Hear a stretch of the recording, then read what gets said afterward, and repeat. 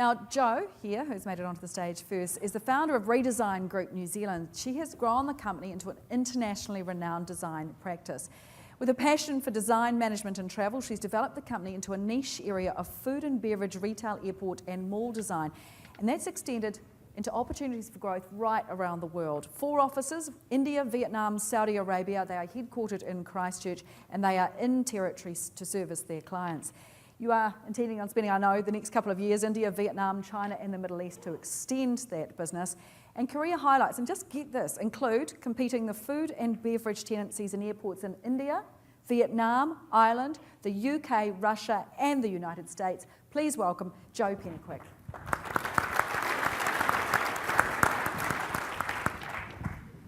Thank you everyone, it's a pleasure, great pleasure to be here this morning, and thank you Susan for the introduction. I am Jo Pennycuick from Redesign, as Susan has highlighted. I'm the Managing Director of the company that is based in Christchurch. Has been since 1998, so I've been operating for 15 years now. It took me about 4 or 5 years to develop the company into a business that could actually then start exporting the services.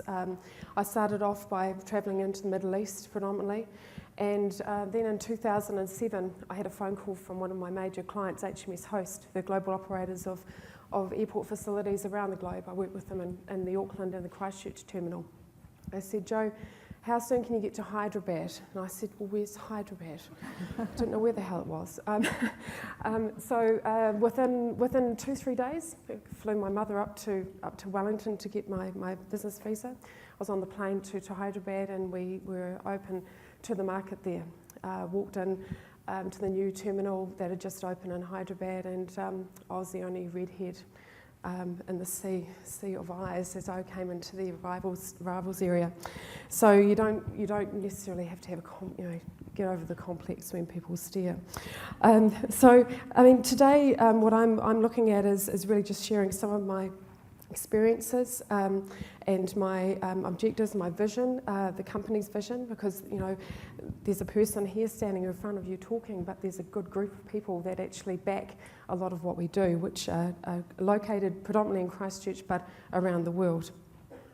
So I've really based a lot of my discussion on what I call the 10 P's of business. I know a lot of people in this room would have heard of the same analogies, but it's something that I really play on as far as making sure that a lot of these items that you'll see in these next sheets are actually carried through in all of my business ventures, and every one of my company has the same values and are aware of the items that I'm going to talk to you about. So basically, presence. As we know, we're at the bottom of the world, New Zealand, Christchurch as well. So we're 17 hours away from India, we're 24 hours away from the Middle East. So it's very important to actually be in the market to make sure that you can actually maintain the relationships. It's hard to maintain a relationship over the email, over the phone. So what we have strategically done is looked at the areas that we see that are the most growth in the world. Predominantly, our clients are taking us there, which is another good thing. So the likes of Host, they had their operations in India. We started off in Mumbai International Airport, where we actually constructed all of the facilities and the construction of all of the food court and kiosks in Christchurch, contained and centred across to Mumbai to be installed. So that was 2007. Since then, we have now developed the Delhi International Airport, which opened for the 2010 Commonwealth Games. We're working on Hyderabad extension and also Bangalore expansion. So if we don't have our people in the market in India, then we can't manage that from a day-to-day basis. Likewise, in Vietnam, we've just in the process of setting up our company, registered LLC company in Vietnam, just purely on the basis that we want to see that area or the Vietnam office as being the driver for our work into Cambodia and into China. Last month I travelled to Hainan Island and looked at Haikou and Sanya Airport. We've just got the tender through 2 days ago to work on the Sanya Airport for international, the VIP and the domestic terminals. So again, our Ho Chi Minh City-based office will actually drive a lot of the design. We're working in Cambodia as well with the Sihanoukville airport upgrade. They're sleeving the airport because they want it to be at a level to boost the tourism in that region. So Saudi Arabia, as Susan to say as well, is a very interesting part of the world to be. I have one of my designers from Christchurch based there, Jasmine Suma, and she is there in a compound living and working in one of the most prestigious buildings called Kingdom Tower. So we're actively there. We're in those markets. We're building the business. We get the contacts on a day-to-day basis over the internet. We haven't even started our marketing strategy in Saudi, and we're generating business through word of mouth and by the sheer amount of work that we're doing in the region. People, as you know, you have good people behind you, you do good business and you generate business for your company. So we employ people that have the same passion and the same drive for the product and the service. You know, we're a service-based company, so you really have to have people that are really confident in what they say. We not necessarily me being in front of the client the whole time, but my staff and my designers. So we invest in training, we invest in clear systems and procedures, we invest on the zeros and the workflow max, so we can actually, as a global unit, actually have one consolidated workflow processing system. We can track projects and we can keep a global look at what the projects are doing. And the biggest challenge, of course, is to find the right people. So, you know, you can, on CV, find the right person that you think will do the job, but is that the right person for you? So it's actually making sure that you actually have the right people that can actually critique and make sure you get the right people to move forward. And in India, of course, is quite a buoyant market, and there's a lot of designers. However, it's very hard to actually get people that can actually look outside of the square. They're trained as an engineer, they're trained as a designer, they're trained as a draftsperson, but they don't want to necessarily extend that into another area.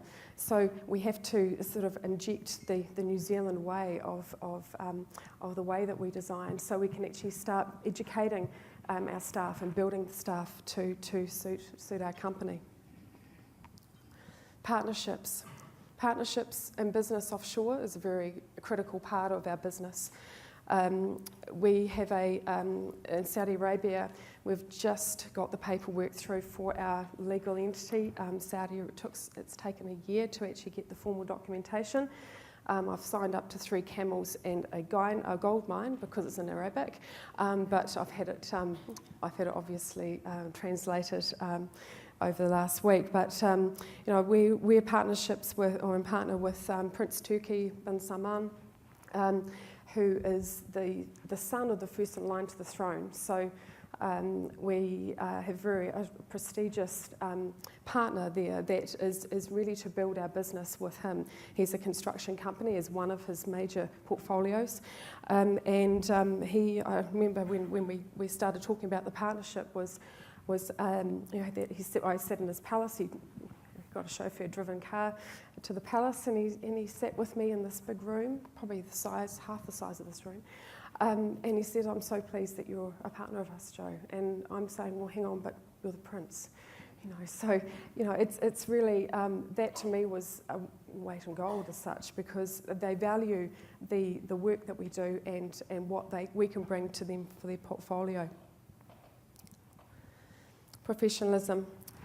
Anyone in this room is professional. We build professional companies. The main, obviously, trustworthy and genuineness is also part of being professional. So as part of our professional projection into the market, it's also bringing in that element of bringing the respect from the peers and our partners. Perseverance.